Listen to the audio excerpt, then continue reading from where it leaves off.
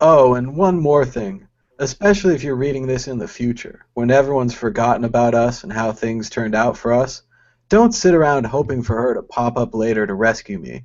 She doesn't come back, okay? And we don't find out she's dead either. Nothing happens, so forget about it. Well, don't forget about her because she's important. But forget about that sort of ending. It's not that sort of story. Oh, hello there. Hey, Theo. What are you reading there? Oh, I'm reading about Ackerminze, Standorte, feuchte, nährstoffreiche, schwach-sauer Boden, bevorzugt stumpfe Wiesen, Acherander und Bachfeuer. Yeah, I'm reading about some herbs that you can find in the wild. It's really interesting. So these are all things that you can find just walking around, and it's got some nice pictures and stuff. So when you're not online trading Bitcoin and your eyes are bleeding from watching the charts, then you can also go outside and look for wild herbs that are really healthy. So, Theo, I heard the price of Bitcoin was last at 175. It's been actually fluctuating pretty heavily today. So I believe someone told me earlier we have 25% of this month's volume just in the last 24 hours. So that was earlier today, so that might have changed. But basically, there's a lot of volume. Bitfinex and OKCoin are exploding with volume, and I think there's been movements as low as 150. It went back up over 200 for a few minutes, and then it's been going like 170s, 180s, and then back up to 190, touching 200, then going back down. So it's kind of going sideways right now, actually. To be honest, I just closed a bunch of charts because I was looking at them too long.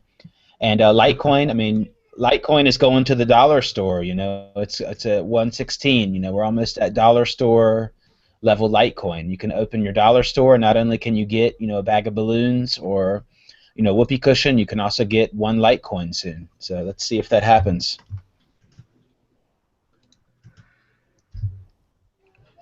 You Just heard looking anything at up? I both heard charts. Dogecoin went up. Dogecoin went up, I heard, but it went up in Bitcoin price. So I don't know. I mean, considering how down Bitcoin went, I don't know how much of a up it is. But it is weird. Dogecoin does do that sometimes. That when everything is going down, then out of nowhere, Dogecoin goes up a little bit. So sometimes it does do that, and it looks like it did it today again. But so in the meantime, there's a trial going on in New York, right? I watched a press conference you did. I guess that was 12 or 24 hours ago, right? That was last night. We did a press conference from out front of the courthouse, and that was on the WorldCryptoNetwork.com. Let's check that out. Silk Road trial. And yes, we talked to Derek J. Freeman, who last night was there, holding up signs and reporting on the trial. Sadly, Derek has left the trial area. Miss Ulbricht does not want people out front protesting and talking about the trial. So there's a bit of a mix thrown into the Liberty community there, torn between people who everyone wants the best for Ross, but if that's what his parents are actually asking, then some are obeying that, others are protesting anyway. So that's Well, I mean, they can do. It's a free country, but I mean, I think it makes sense if the defense lawyer or the family said, "Hey, guys, I think that we want to do this strategy," then you could respect what they want. I think that's reasonable.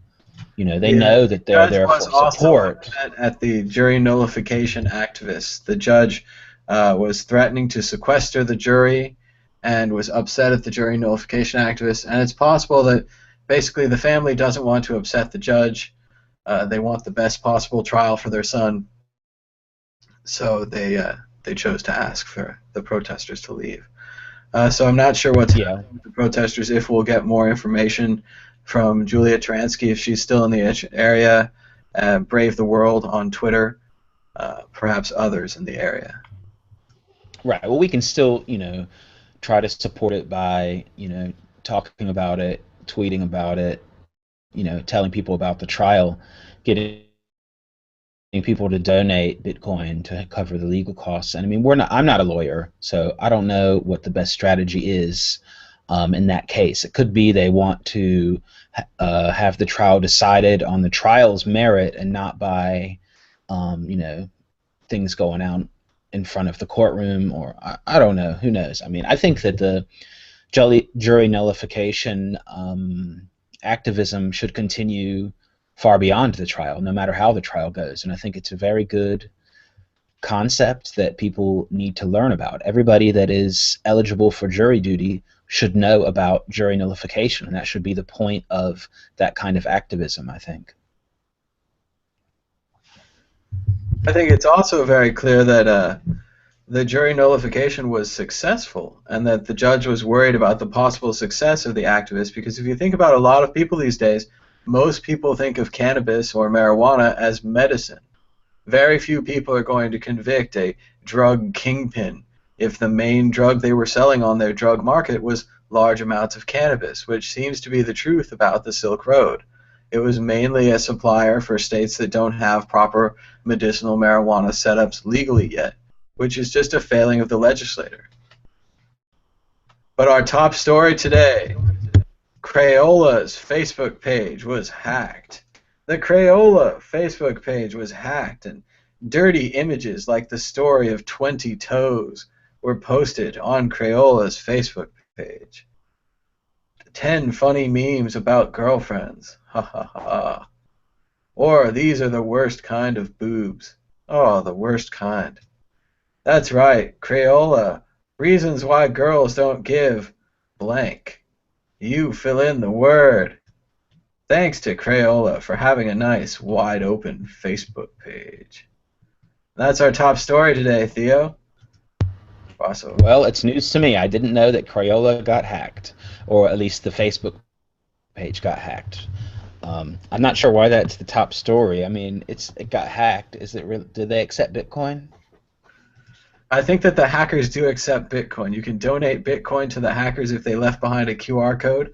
Remember that in the future, hackers. If you're going to hack Crayola, put a QR code on your dirty memes. No, That is true. That would probably work. Someone would probably tip them. I don't know who. You know. If that's not top story enough for you, Theo, we've got another top story. Mad Bitcoins. Can you believe this? Bittrex is rejecting Pimp Cash. It's a fun cryptocurrency.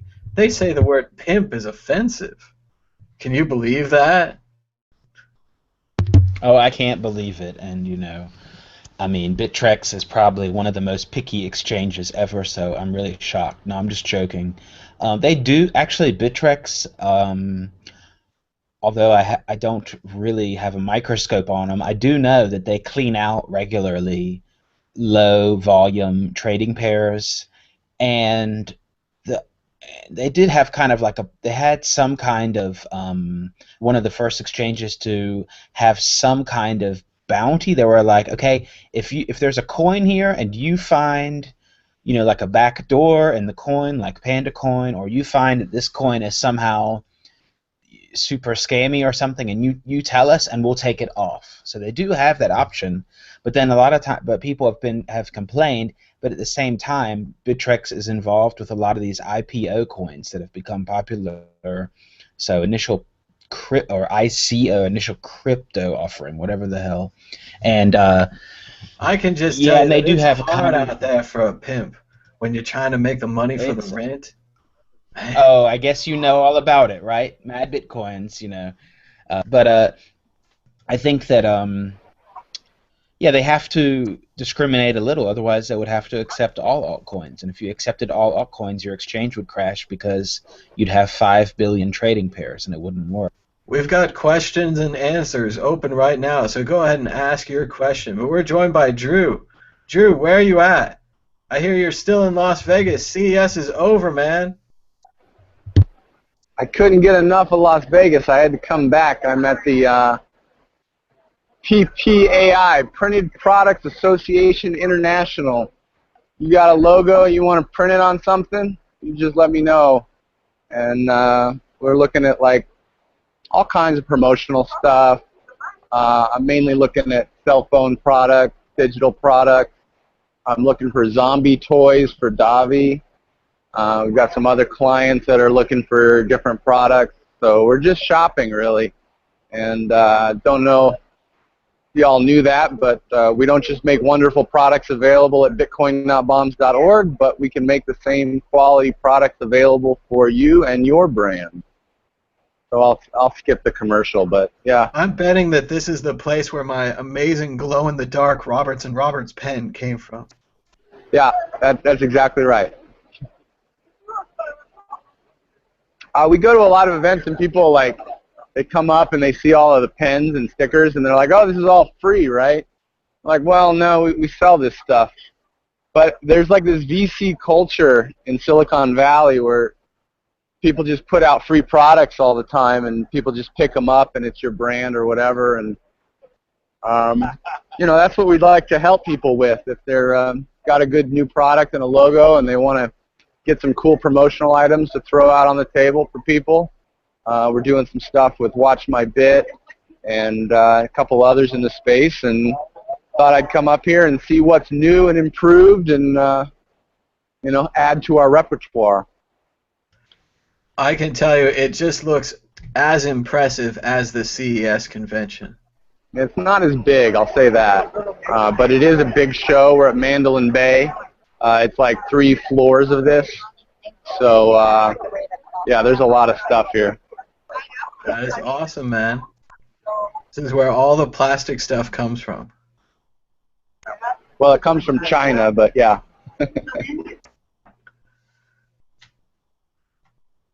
But I called in for an update on the Silk Road thing. I kind of heard you a moment ago. So the activists are not going to hand out jury nullification pamphlets outside of the court. Is that what I hear? Well, I think you have to take it on an activist by activist basis. Basically, we are all individuals. Yes, and the family has asked at least some activists directly.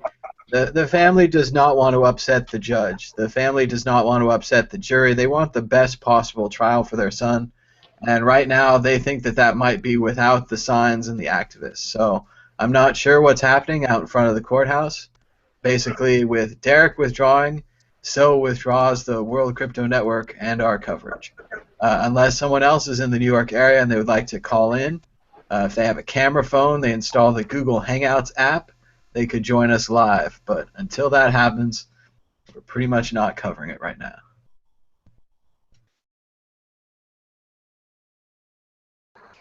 Hey guys, can you hear me? Yeah, I can hear you great. What's up? What is jury sequester? What was that? We're joined by Sumitra from India, and jury sequestered means that they would separate the jury. So basically, the jury would have to be anonymous and private. They'd have to sneak them in and out kind of a back door. And usually it means that the jury has to stay at a hotel room with other jurors instead of going home. They use it in like large mafia type cases where they're worried about the mafia kind of getting to the jurors. They use it in the O.J. Simpson case, like a famous case where the trial, the people might read in the media about the trial. Sometimes I don't know what they do now with smartphones and computers and everything, but they used to really try to get the jurors not to read about the case in the media so that the jurors would make up their own mind on the evidence. And what was happening was outside of the trial, some of the activists were calling for jury nullification, which is a point where the jury says, well, maybe this guy is guilty of this crime, but we don't think that this crime should be a crime. And with the drug war in the United States, a lot of people don't think that marijuana should be illegal, it should be medicine. And because of this, there have been a lot of cases where the jury just says, well, the guy was caught with a small amount of medicine, and we're not going to punish him for medicine. So the judge doesn't want that to happen to the Ross case. But the story is developing. So what they are worried about if Ross will put a bounty on the jurors or what? Why are they sequestering the jury? There's no harm for them there, no? There has been a rumor that they would sequester the jury because they were under threat, but I don't think that Ross has any money to make any kind of threat, and I don't think that he Yeah, would make a exactly. threat. So, yeah, it's a strange back thing where yeah, there has been that rumor, but the main reason the judge would do it is the judge doesn't like the jurors seeing these jury nullification activists with their flyers, and also the other activists with their flyers saying that Ross only ran a website and that he should be innocent. He just ran a website. Mhm. So basically, they are trying to bias the jury towards them. They don't want them to know what people are saying or how they are trying to support Ross. That's right. Yeah, they don't want the jury to know that people outside support Ross, or the jury to think about it in just that way. They want the jury to focus on either what the prosecution says or what the defense says. So yeah, they're kind of splitting off those people.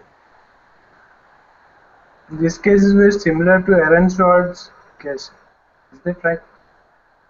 They were trying to make an example of Aaron at that time and finally committed suicide.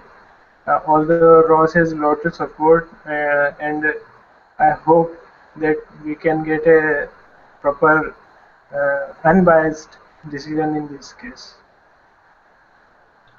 It is a lot like the Aaron Swartz trial, and I don't.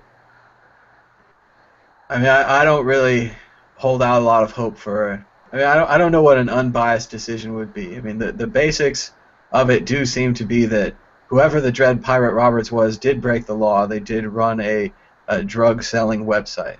Now, whether that law is a good law, whether we should be punishing them, whether the drug selling website actually reduced violence, that's a more complex question. But if you look at what the legal system's supposed to do, it's not the legislative system. So we're not going to see the law change as a result of this case, unfortunately. So in the basic enforcement of the law, if he's the one, he's the one.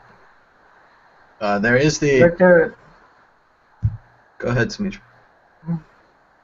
uh, the defense said that Ross built the website initially, but then he passed it on to DPR, the original DPR, who is still unknown.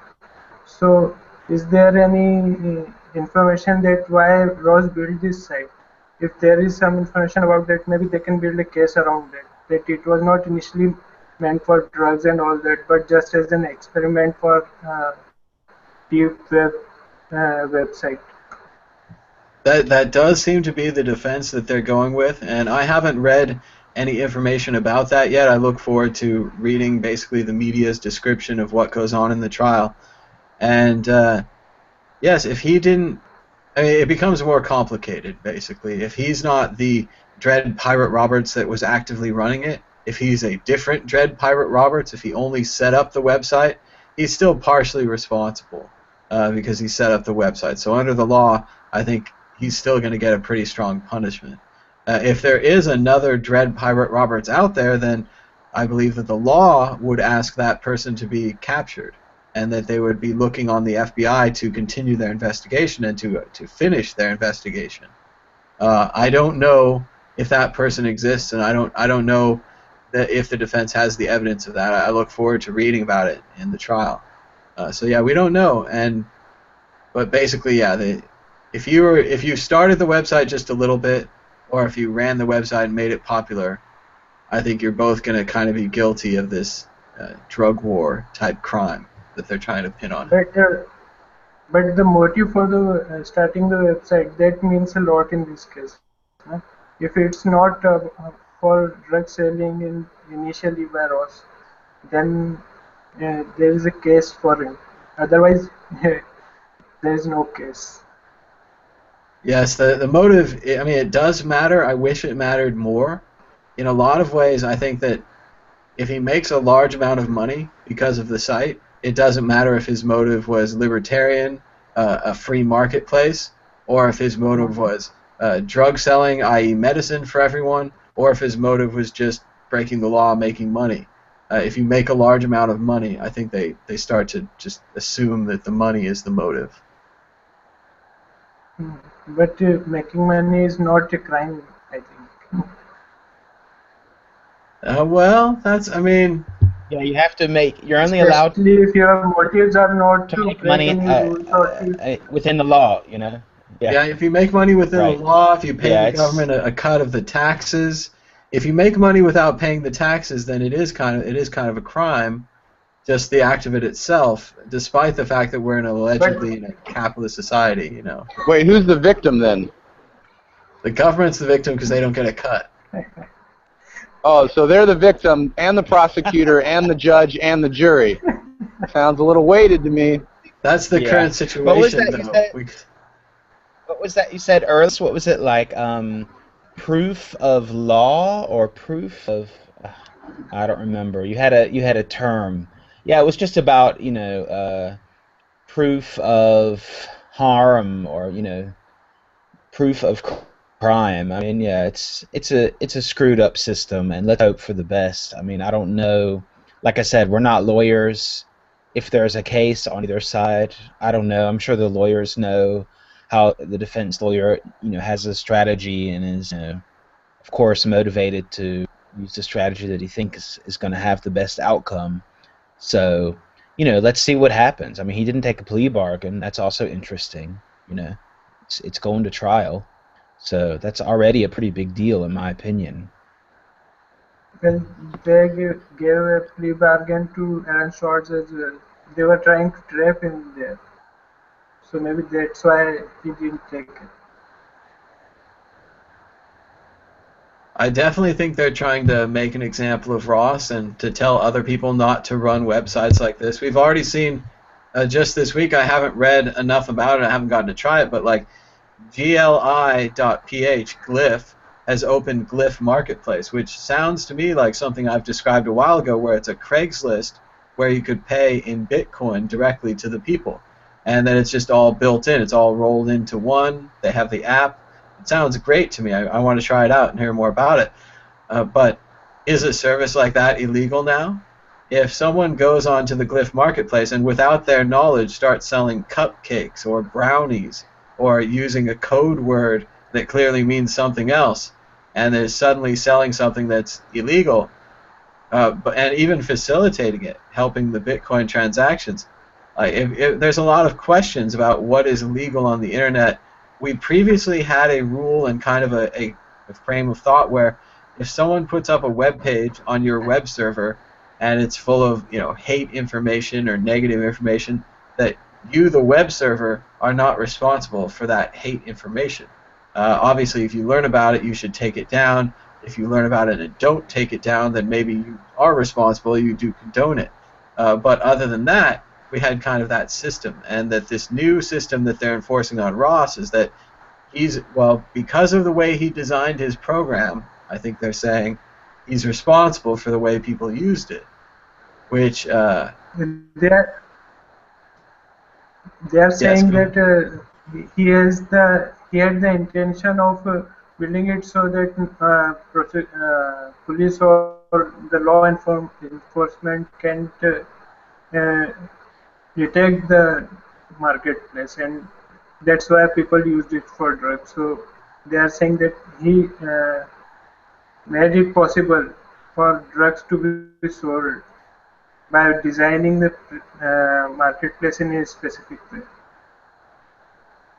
That's what they're saying, and that's part of the main crime against him, because a lot of people think that he could have gotten off with this kind of crack house defense, where you say, well, I just happen to own a crack house. I didn't know they were making crack or doing crack inside of the crack house. I'm just a landlord.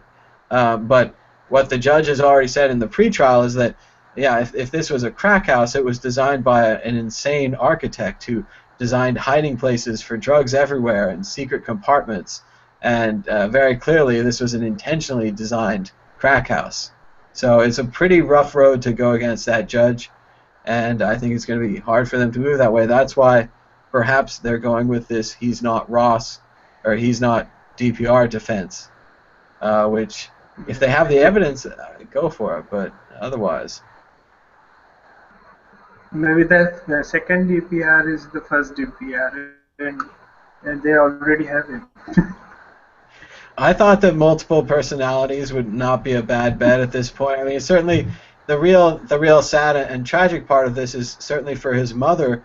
This does feel like multiple personalities. Her son, always a good boy, a computer programmer, suddenly writes a bad computer program, and now is kind of the world's most wanted person, et cetera, et cetera. And it's a scary lesson for I think anyone writing computer programs right now. Anyone that's designing forum software or marketplaces should now perhaps think twice about the danger of their situation writing that code.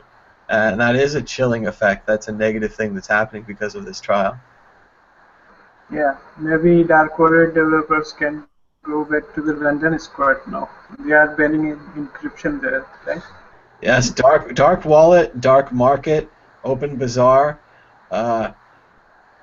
You guys are writing some dangerous software. I hate to tell you. Right. I don't. So I haven't read the articles, but I saw a tweet today that said that the UK has gone back, that they're not going to try to ban end-to-end encryption after all. They had to, kind of figure out their statement again. They Well, will that's do good it to hear. stealthily, not publicly. I mean, it would be pretty hard to ban end-to-end encryption. It would basically be impossible to ban. That would be like banning the internet or banning keys to houses or something. I mean, you can't really, or banning hammers, you can't really do that. It's not very easy to do. This would be impossible. And plus, anyway, industry needs encryption. They wouldn't have any trade secrets.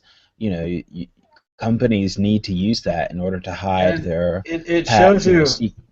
It shows you what you need to do. Just like yesterday, we learned that you should use jury nullification for all drug trials. Today we learned you should use end-to-end encryption because the British government doesn't want you to use it. They're making it very clear, like the coolest thing in the world, obviously, is end-to-end encryption and jury nullification. Like everyone should be putting those stickers on their notebooks right now. That is the thing.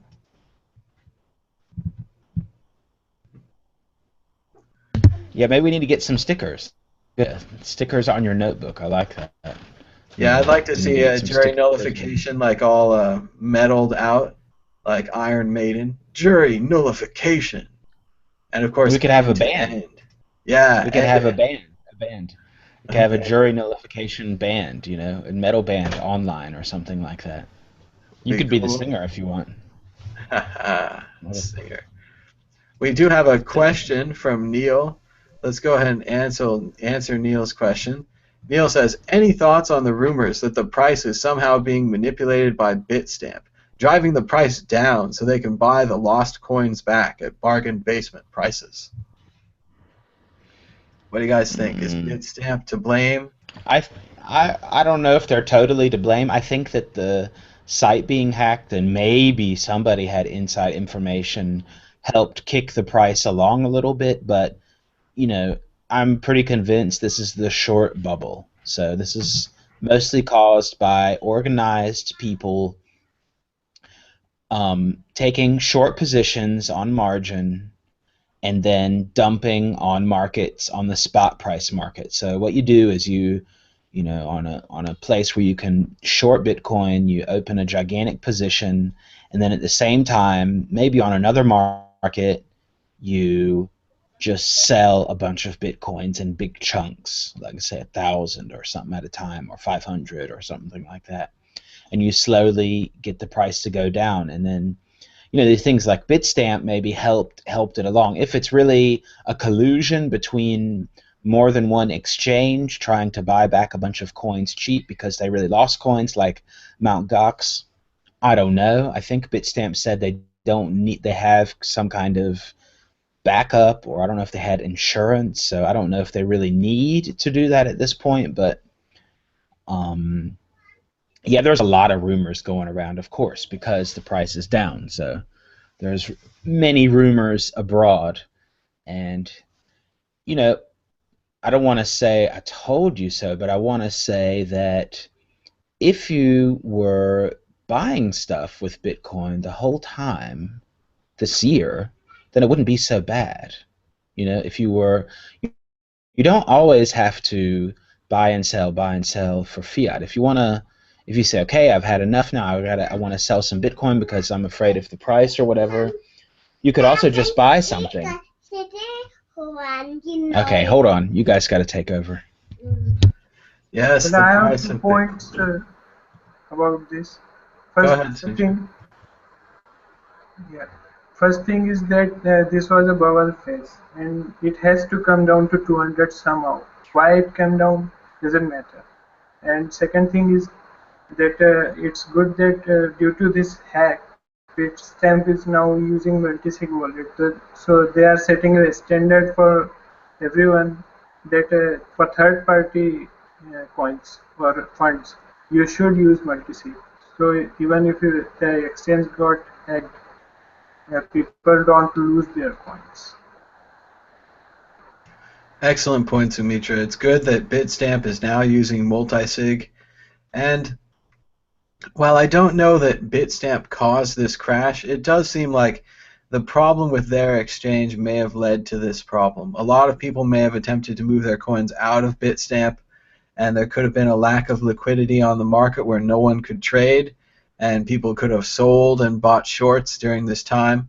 I do think that Theo has some strong points about his ideas with the short bubble, and that now we're seeing an over-shorting of a market that previously couldn't be shorted. I remember when Bitcoin was on the way up to 1,000, there was pretty much no way to short Bitcoin. And maybe that caused Yeah, it to but go. there are a lot of theories about that the bots on OnGox caused the price to rise so quickly, and then the price rose from $150 to $1,200. So we have to come back to the mean average price that was around 200 for this period. So the reasons are there for the crash, but even if there were no reasons, it would have come back down to this level. That's what many people are saying. It would have just bled out to this $200 level, even if there were no negative sentiments or no shorting or anything. Well, it's been a long, crazy ride. Anyone else have anything else they'd like to say? Questions, comments? Drew, are you still live from that convention? We see your swirling camera rapidly moving. I'm sure most people are tired of it. No, I was enjoying just listening, trying to get an update on Ross, and you guys were talking about stickers earlier. That's what I'm looking at.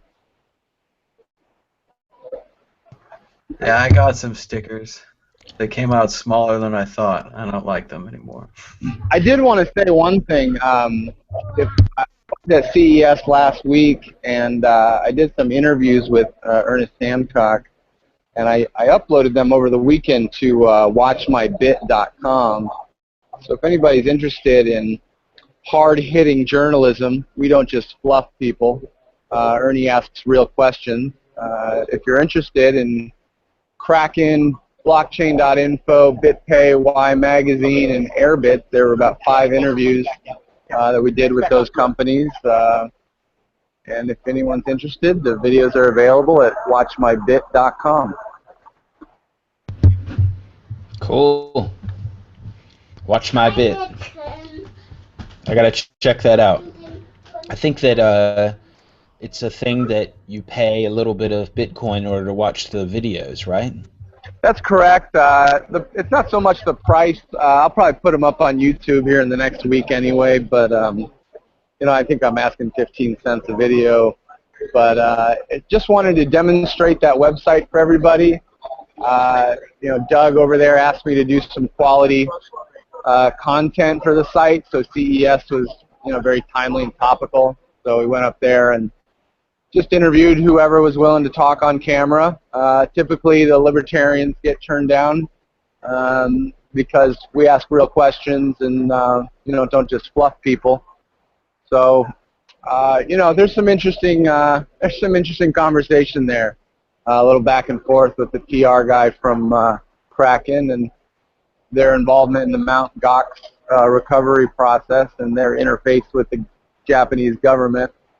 I don't think he expected as hard a line of questioning. I thought it was that crazy, but I don't think he was expecting that line of questioning.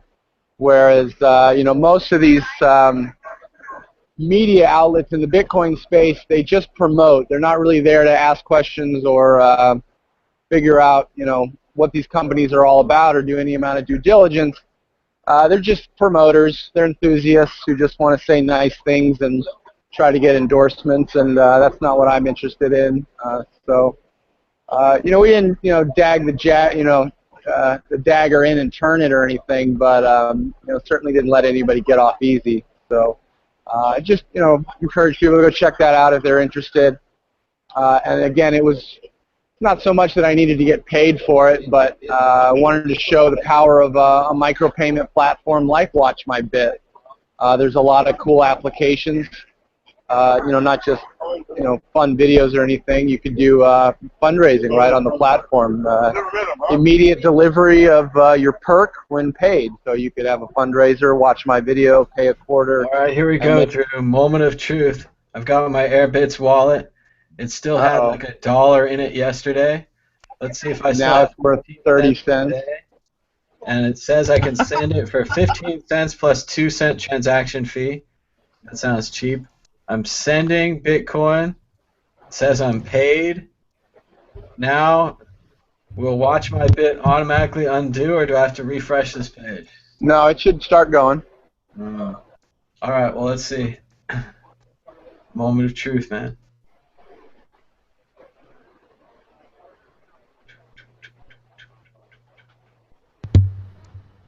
Well, I like the idea of Watch My Bit. I just haven't had a chance to test it yet. Yeah, so here we're testing it live. I'll warn you, it's still in beta, and if it doesn't work, well, not my company. Yeah, well, I think I saw, I don't know if it was an email I got or a tweet or something, but it said, you know, hey, everybody, come test out Watch My Bit. Oh, no, actually, somebody was commenting on one of the videos here. That's what it was.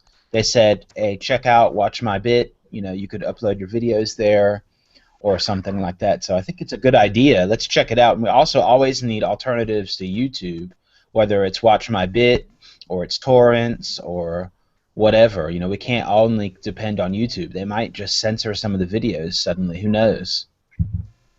Well, and on this site, you know, it like you said, it's a good backup to YouTube. You know, it's another revenue stream. So, for example, Tom, you know, you could upload your stuff to YouTube and this site as well, try to bring in some passive income, or maybe your super fans would want to support you this way.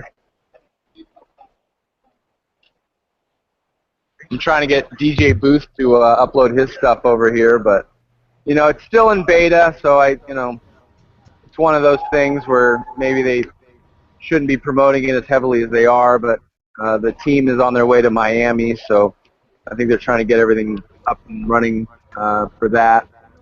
Right. When is Miami again? This weekend. All right. I'm just So, waiting for him. Thomas, you got tickets or what?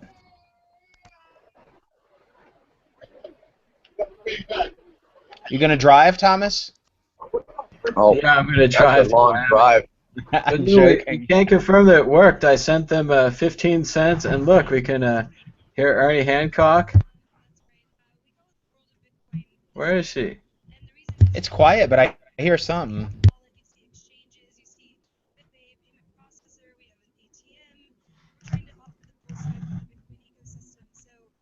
That's through my headphones. So the site doesn't wait for confirmations. The moment the payment hits the blockchain, it'll buffer a bit, but it'll start playing. You have a lot of activists also that are that's volunteers cool, actually. from Las Vegas. They're like, oh, they're excited. They made a lot of money. They want to share the success with people, tell you about their kids. I mean, you know, it's just all the people that have benefited from what they've learned. And we're still in the early stages. So I'm wondering, and miners, you have miners also. But, you know, the one thing is that last year we saw blockchain was here, and then we know those guys up and say, hey, hello. And then this year we knew you guys were going to be doing this, and we wanted to come, visit with you. But I'm wondering how you got them to come. Who was contacted? Who wasn't? What was the criteria? Tell us about putting this together. So BitPay has been at CES for the past 3 years, and it's usually just been us. I think last year we were here with Blockchain and Butterfly Labs, and this year when we had the opportunity to elect a new space, our marketing vice president, Stephanie. Dude, that was a major customer, Butterfly Labs. Blockchain and Butterfly Labs. But there it is. Watch my bit. It works. So how about that, Drew? Live I'd like on to also. air. Hey, thank you for that. I'd like to point out that John Bush and bros who are on the ground at the Silk Road trial, they're obviously doing audio reports on Let's Talk Bitcoin. They're doing a live blog on the Liberty Beat, and they're tweeting and all that. But my understanding is they're going to do some video reporting throughout the week once they can get things edited and such. They're going to upload their content exclusively to Watch My Bit, and then the proceeds of the videos there, the video reporting from the trial, the proceeds of that are going directly to the defense fund. So there's a charitable component to Watch My Bit. You can sort of designate, I'll take 20% for producing, and the talent will take 10%, and then you can donate more to some charity. Well, in this case, all the live reporting or video reporting that'll be done from the the Ross Ulbricht trial will go to the defense fund so they can help pay the lawyers and stuff like that. So keep an eye on that website for some of the video stuff from John Bush. And again, the proceeds of that are going right to the defense fund. So I think that's a really great use case of the site. And of course, it's amazing that we're able to get activists, indie media, I don't know, they're not journalists, there's a little bias there, but, indie media journalists on the ground reporting like you did yesterday here on the World Crypto Network, but, John will be doing some produced stuff and make it available on Watch My Bit, so that ought to be exciting, and again, that by paying to watch this content, you're also contributing to the defense fund, so hopefully I'll be able to tweet out some of those links when they become available. Sounds cool. Thank you, Drew. All right, Theo, do you have anything else to talk about today? I think we're about ready to wrap it up. The price of Bitcoin is $176. Yeah, I do actually. Maybe you can help me with the screenshot. So I want to tell everybody about the upcoming launch of OpenTip X.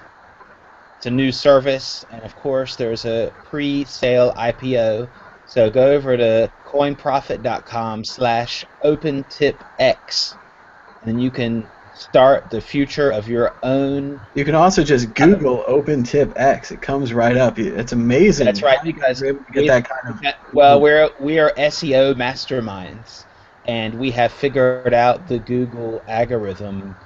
We're way ahead of the game, so we are SEO max. So if you want to have your website #1 on Google, just ask us and.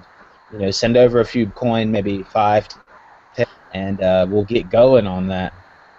So anyway, it's the future of your open tipping experience.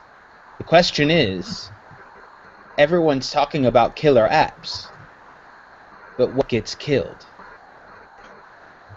What do you think gets killed by the killer apps, Thomas? I think they killed Bambi. What? No, you can't kill Bambi. Fields of Bambis. I have Yeah, just also had a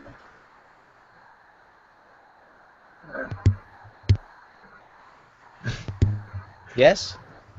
Does it kill the users? If only we had an app that was. Oh, I get it. Killer apps that kill the users.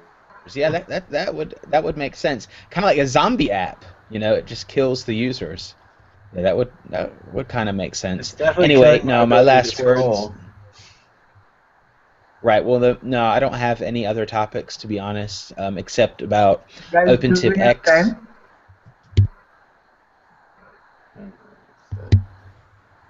Do what? Do we have more time, or do we have to Sure. wrap this up? Do you have something to talk Okay. about? Yeah, I had an idea about how payment processors can get some revenue. Right now they are going on 0% fees, and I have tweeted it out to BitPay and BitGive that they can uh, ask people to pay processing fee from 0.1 to say 2% anywhere between that, and they can then share the a few percent of that, say 10% or 20 or 50% of the fees to the charities. So there will be a motivation for people to pay the payment processing fees, and with that charity they can build the payment processing infrastructure for people in other places that do not have internet, or in the places like Africa and things like that. Does that make sense? I don't know. I don't really follow it totally. How about you, Thomas?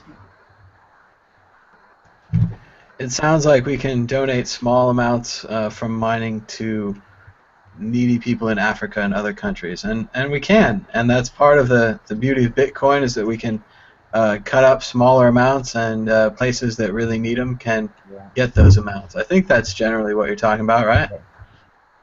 Yeah, what? Oh, I guess Yeah, but a mining pool could decide to do that, but the mining pool would have to do it. But then in your article that you just published, we can also talk about your article, but I haven't read it yet. You're saying that people should use peer-to-peer pools. I think it would be difficult if you used a peer-to-peer mining pool to do that. But if you had your own mining pool, then every time that you guys mined a block, then you could, say, okay, we got this much as a block reward, and we got this much in transaction fees. Let's donate some of the transaction fees over to whoever we decided to donate to ahead of time. That should be possible to do for the mining pool. mm, but I'm talking about the payment processors like BitPay. Right now they are Okay. yeah, Yeah, like they could do that at the too. time, Sure. yeah, That at shouldn't the be a time of the problem for them. checkout we can ask people to pay processing fee from say zero point 0.1 to, if you pay processing fee of 0.1 to 0.5%, we will donate 10% to the charity. For zero point 0.5 to 1%, we will give away 20%. For 1 to 2%, we will give away 50%. Or they can run their own charity, which builds the infrastructure for in places like Africa where there is no internet and payment processing is not possible with Bitcoin, with this donation. Right now people are Yeah, it trying to sounds do like charity where they are giving away bitcoins directly to the people, but they don't have smartphones or the internet there to really use Bitcoin. Actually, we should do what we should do is ask the people in such places that what they have, which that they can sell, and then provide this payment processing infrastructure to them so that they can sell things and actually use Bitcoin for selling those, get Bitcoin for selling those things. That's what the basic idea is. Yeah, sure. That would be great if they could, use it to sell things, if there was a marketplace or something. Yeah, I think that your idea sounds good. Why don't you write an article about it? So Yeah, you're really good I'm at thinking writing. about So I like your art. You're a really good writer. So just, get the ideas together and maybe it would trigger someone to actually, build a service like that. yeah, maybe I will write the next article about that. I'm giving a Yeah, definitely. $1 million idea. So everyone should check out the article on Crypto Biz This magazine. magazine, What is the website again? CryptoBiz magazine or Crypto Biz CryptoBizMag.com, I think. cryptobizmagazine.org, and there's an article about why you should mine on a P2P. And the other article was about how everyone could help decentralize mining by running a low-power miner of their own at their house. So this is a little bit interesting because, to be honest, just the other day, I noticed that there are a lot of people selling their mining equipment for really cheap right now. Because, of course, it depends on where you live, but because the price has gone down a lot of people are just selling their not that old mining gear, not the newest either, but not extremely old mining gear for very cheap prices. So if you did want to get some mining gear just to experiment with at home at a really cheap price, and this would be the time. I've seen S1s go as low as like $30 right now for people that just want to get rid of them.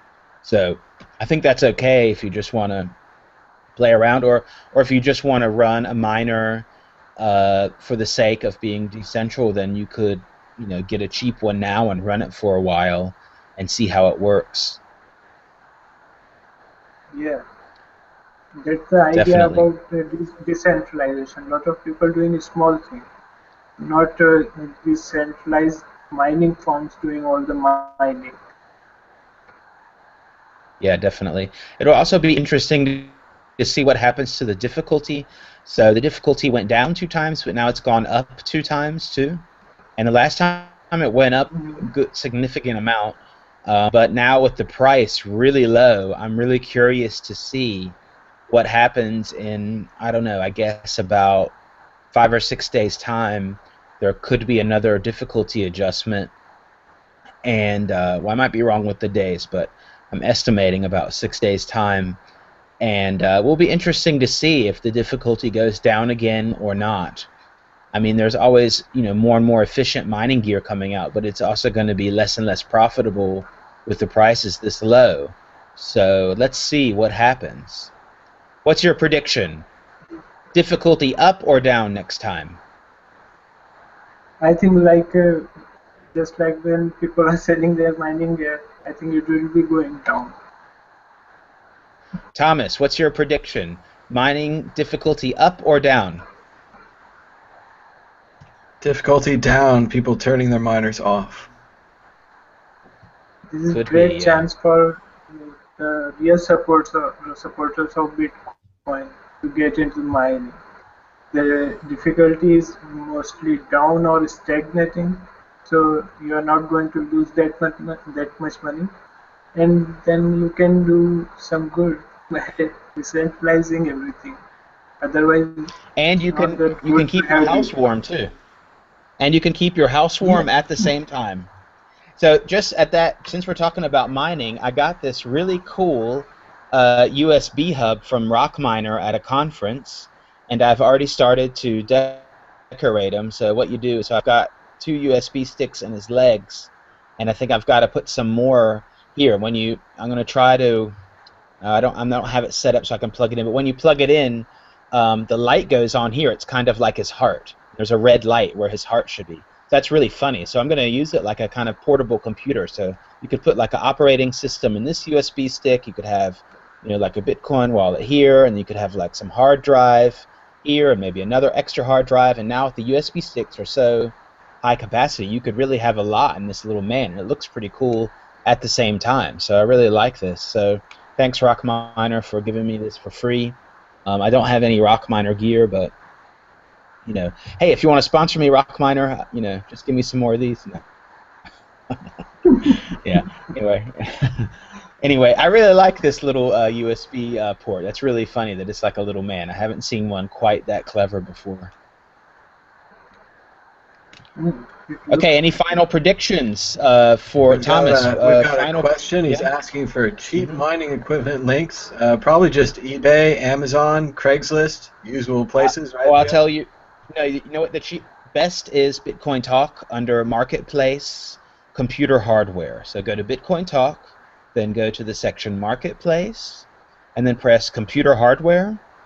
And okay, it's mostly people from the U.S. There's some offers in Europe. If you're in other countries, you can go down to the country-specific or geo-specific sections of Bitcoin Talk, and they have their own marketplace sections. I think you're going to find the cheapest there, but yeah, you can also find stuff on eBay too. And the good thing about buying used stuff, you're not buying a pre-order, so you'll probably get it relatively fast compared to these pre-orders where you never know if they even have their stuff. If you're buying from people, it's a good idea to use escrow on Bitcoin Talk, so, you know, do your due diligence. And always hold your private keys. I think we're about out of time today. No, we're gonna call them private parts. Use Hold your multi-sig. private part. So we always say, because it's important, everyone should have paper wallets and private keys. Even during a crash like this, keep your Bitcoins on paper. Keep them safe. And I think we're out of time. I'm going to push the big red button. But I'll be back in Miami. I'm flying out tomorrow morning for the Miami Bitcoin Conference, so I'll be talking to you guys from there. And that's about it for what's going on. So we've got the big Paycoin speech. I'm going to be trying to record that. A couple other speeches in Miami sounded good, and we'll bring those to you as soon as we can here on the World Crypto Network. Bye-bye.